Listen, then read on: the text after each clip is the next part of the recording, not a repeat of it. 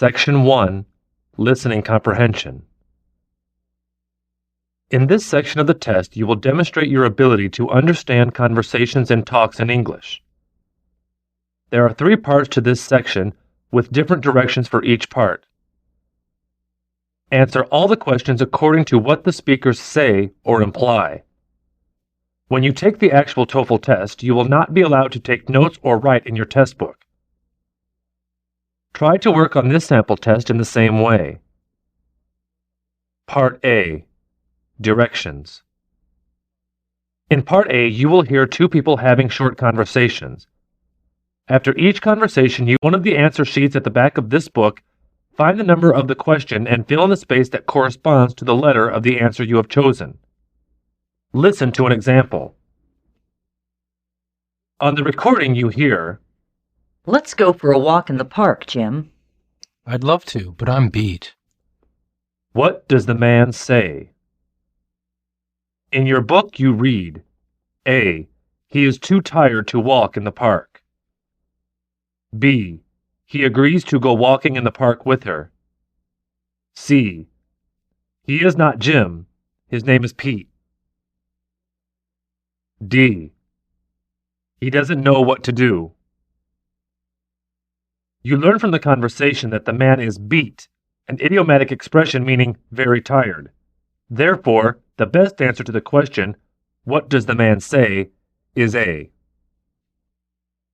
Question number 1. You've got a wonderful apartment. That's what you're saying now, but you should have seen it when we moved in. What does the woman imply about the apartment?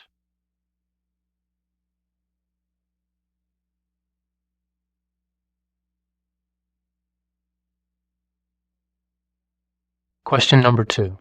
I was calling about the job application I submitted on Monday. Yes. Well, I'm sorry. We're looking for someone with more experience. What did the man say?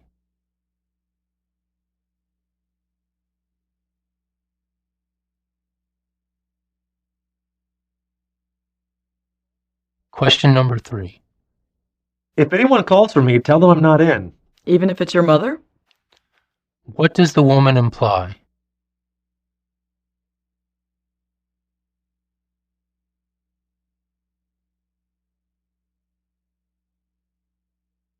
Question number 4. The soccer game was rained out today. Well, I'm not much for watching sports anyway. What does the man mean?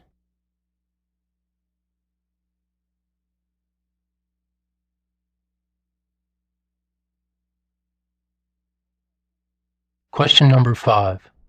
If you want to buy beer, you'll need to prove that you're 21. I guess I must look younger than I am. What does the woman say about her appearance?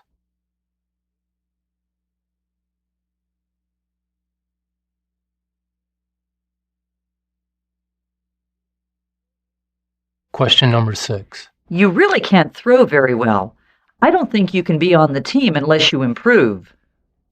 I'm afraid I'm very bad at playing sports. What describes the man?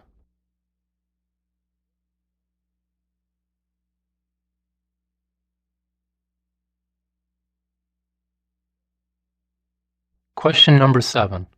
Look, the pond is frozen. It's perfect weather for skating. I want to go right now. Don't you think it's a bad idea to go alone? What would the woman suggest?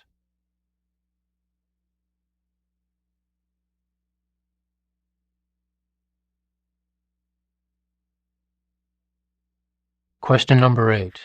Isn't this place a good value? Unfortunately, they don't bring you your food when it's hot. Where did this conversation take place?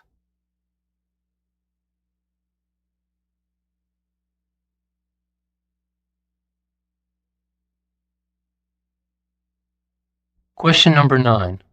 Say, haven't I seen you somewhere before? Last semester we both took European history. Don't you remember? What does the woman mean?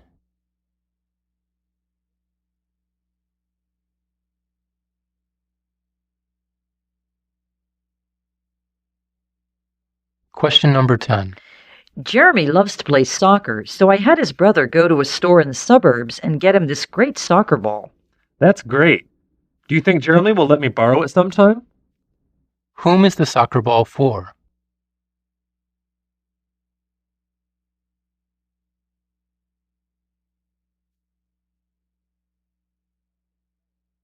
Question number 11. I would have called if I had thought it would help. Oh well. Thanks anyway for thinking of us. What does the woman say about the man's call?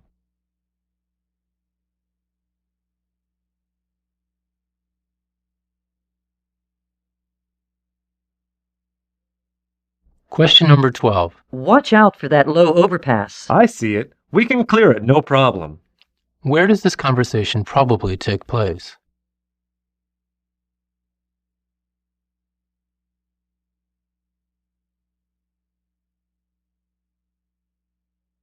Question number 13. I'm so unhappy with my test results. Well, I'm not exactly dissatisfied with mine. And anyway, there's always next time. What does the man say about his test results?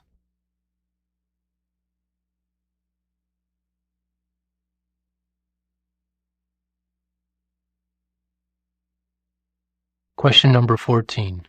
Did you see that bird fly right past us? No, I was having enough trouble just walking down the trail. Where does this conversation probably take place?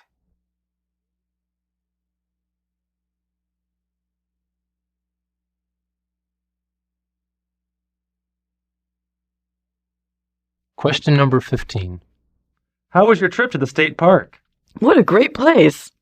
What does the woman say about her trip?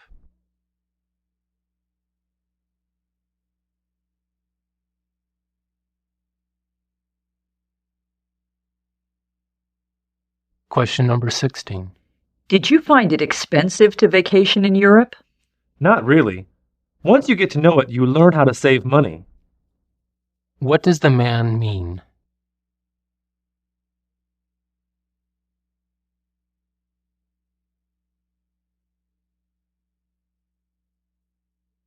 Question number 17. Chris has a really neat car, doesn't she? Are you kidding? I'd die for a car like that. What does the woman mean?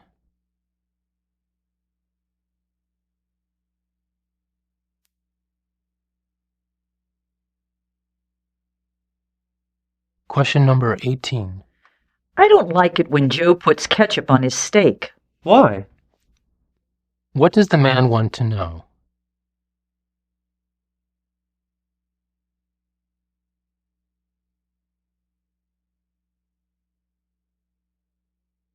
Question number 19. I got a great deal on these books. Yes, I believe this one has been out of print for years. What does the woman mean?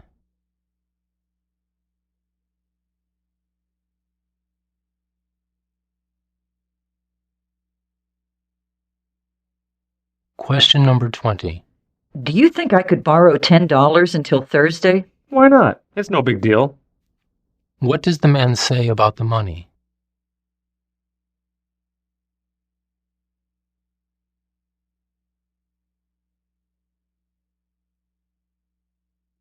Question number 21. These are the most extensive notes I've ever seen. I know. I had Sally take them for me. What does the woman mean?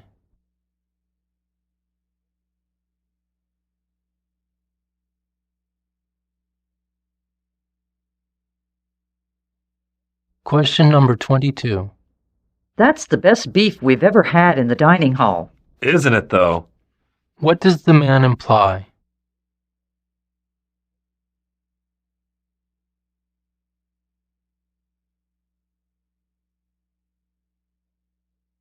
Question number 23.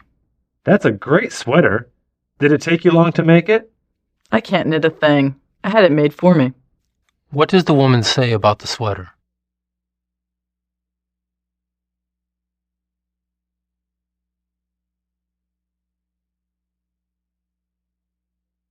Question number 24.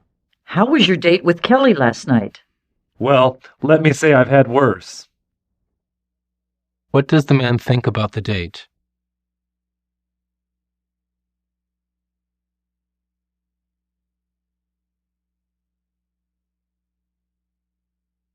Question number 25. Excuse me, But why are these things just standing in the middle of the floor? This pair of lamps goes over there, up against the wall. What are the man and woman discussing?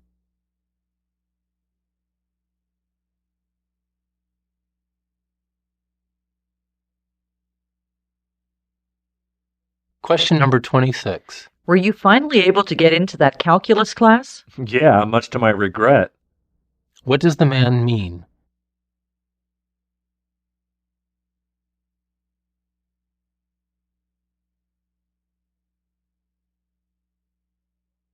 Question number 27.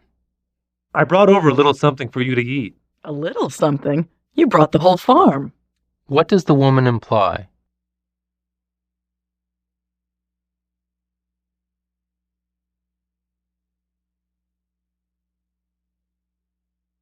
Question number 28. Hey, you can't leave your car in that spot. The lot's closed. Oh, come on. How about if I pay you double? Where does the conversation take place?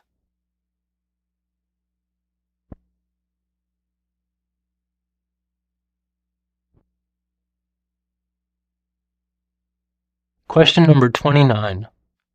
Well, to be or not to be, that's the question. Yeah, thanks, Shakespeare. How does the woman feel about the man?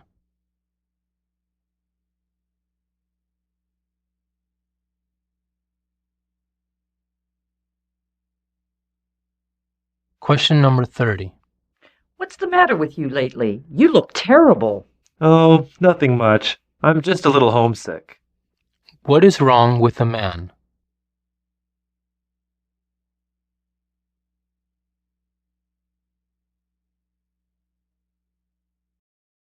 This is the end of Part A.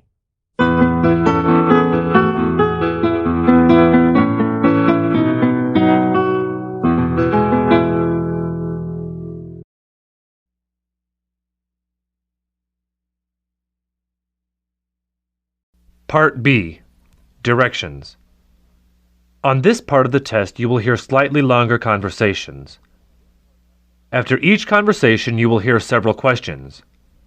Neither the conversations nor the questions will be repeated. After you hear a question, read the 4 possible answers in this book and choose the best one. Then, on your answer sheet, find the number of the question and fill in the space that corresponds to the letter of the answer you have chosen. Remember that you cannot take notes or write on the test pages in any way. Questions 31 through 34 are based on the following talk. I'm Janie Foster's father. I got a call that she'd been in an accident. Is she all right? Oh, yes, Mr. Foster. As I said on the phone, it's nothing serious. She was more frightened than hurt. We'd like your permission to take a couple of x-rays, though, just to be absolutely sure. Of course. Can you tell me how it happened? Apparently, she was coming down that steep hill near the school. She couldn't stop her bike in time when the light changed. The driver saw her coming and stopped in the intersection, but she coasted right into his car. Great. I'll probably wind up paying for damage to the car. Can I see her now? Surely. She's in the waiting room telling some other patients about her mishap. Come this way. Question number 31. Whom are the man and woman talking about?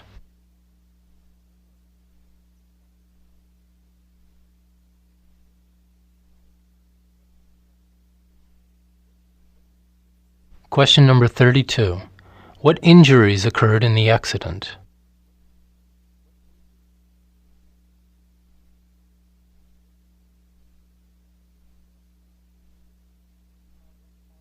Question number 33. What caused the accident?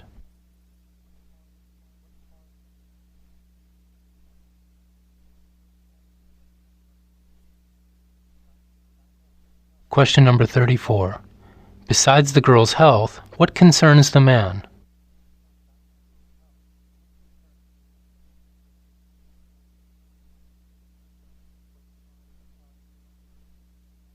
Questions 35 through 38 are based on the following talk. I really enjoyed your performance. I'm a big opera fan. Oh, thank you very much. Did you see the entire opera tonight? No, I was late because of work, but I did catch your solo. What did you think of it? Oh, it was marvelous. I love the sound of your voice. I have to say, though, that you sounded a bit hoarse. Are you having throat trouble? Yes, I've got a bit of a cold. I didn't know it was that noticeable. Probably only to fans like me who've heard you over the years. Question number 35. What is the man's occupation?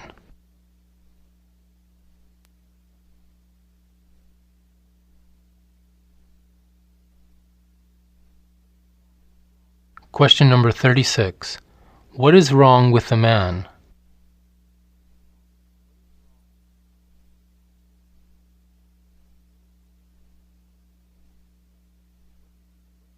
Question number 37. What did the woman think of the man's performance?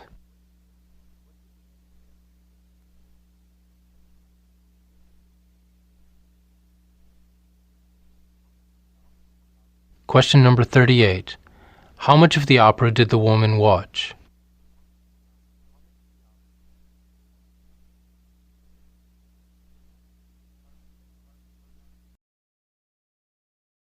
This is the end of Part B.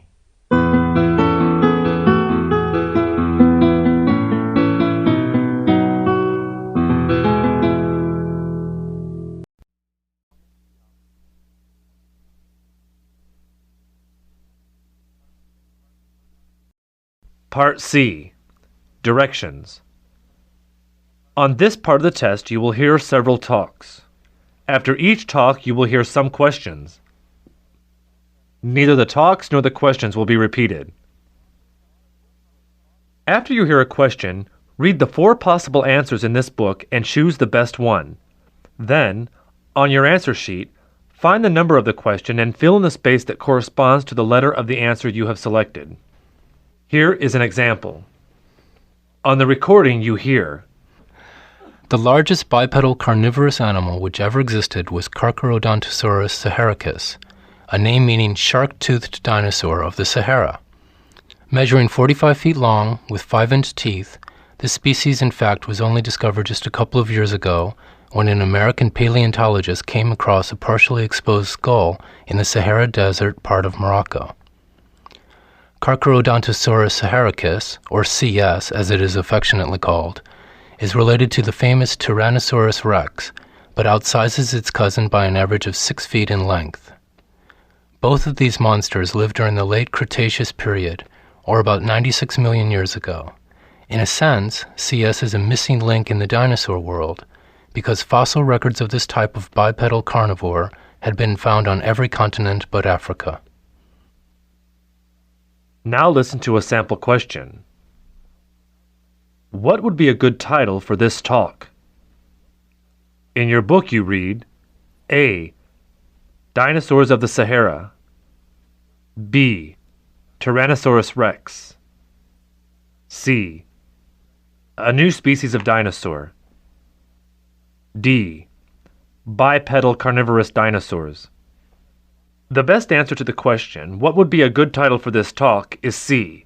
A new species of dinosaur. Remember, you should not take notes or write on your test pages.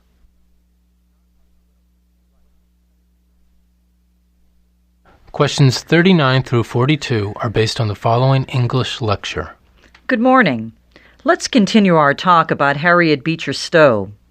Though today she is known primarily for her anti-slavery novel Uncle Tom's Cabin, she was popular in her day for other novels as well.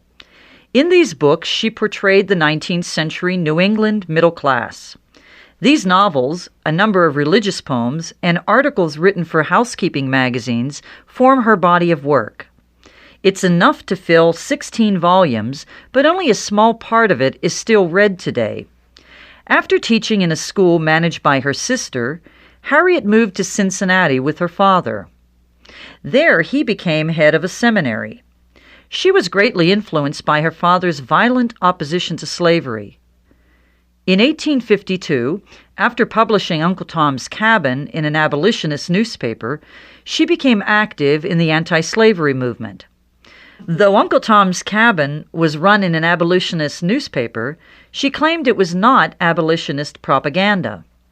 Harriet even claimed that the book was not directed against the South. Her most risky venture was begun after the Civil War. She bought a plantation to help the newly freed blacks. However, the farm was an economic failure. So too was her own economic life, for neither her husband's salary nor her own earnings were large enough to support a happy and comfortable existence. Question number 39. What is Harriet Beecher Stowe most famous for today?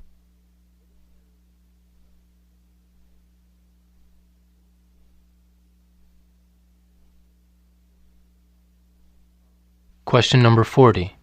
Which of the following adjectives best characterizes Harriet Beecher Stowe?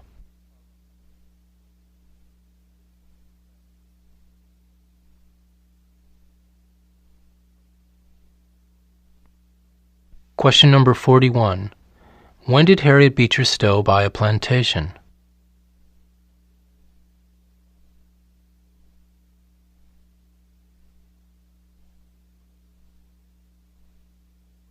Question number 42.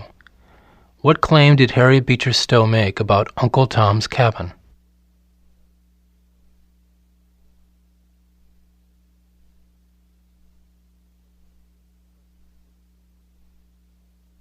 Questions 43 through 46 are based on the following commercial. There are places you can go for a pound of spaghetti for $5.95. There are also places you can go for a pound of lobster for $12.95. But in how many places can you find a pound of lobster for $5.95? Just one. That's Dan's place on the tip of Cape Lynn right off Route 98. If you're looking for white tablecloths, fancy dishes, and imported wines, you'll be happier somewhere else.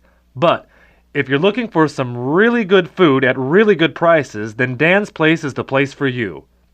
We're not fancy, but we're a lot of fun. We carry a full range of seafood and freshwater fish. We also offer vegetable platters for the vegetarians and pitchers of beer for the beer drinkers. What's more, we make some of the best homemade pies east of the Mississippi. So just hop into your car and don't leave the kids home. Remember, Dan's has a special junior menu with junior prices. Question number 43. What special offer or selling point does Dan's restaurant make in its commercial?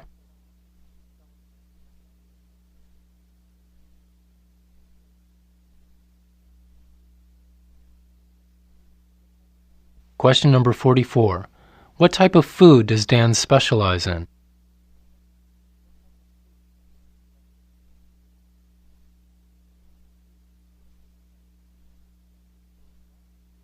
Question number 45. Which word best describes the atmosphere at Dan's place?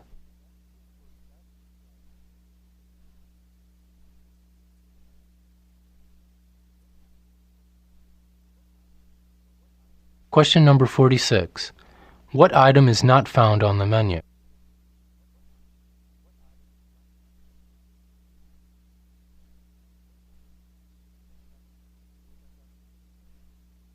Questions 47 through 50 are based on the following talk.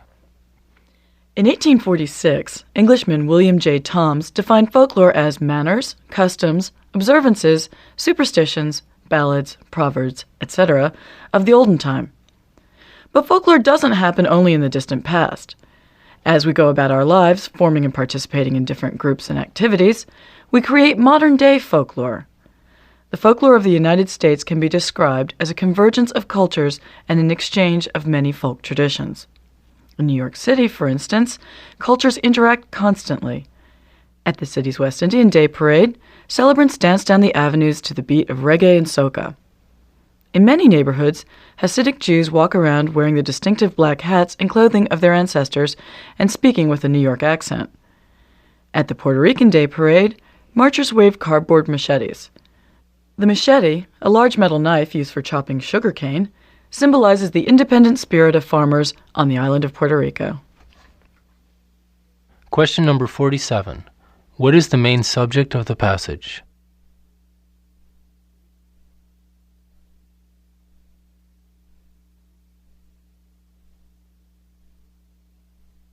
Question number 48. In which of the following classes would this lecture most likely be given?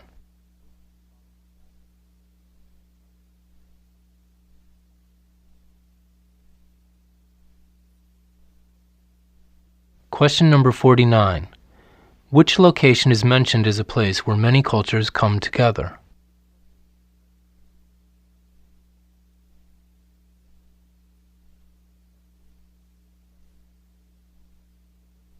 Question number 50. What does the machete symbolize for farmers in Puerto Rico?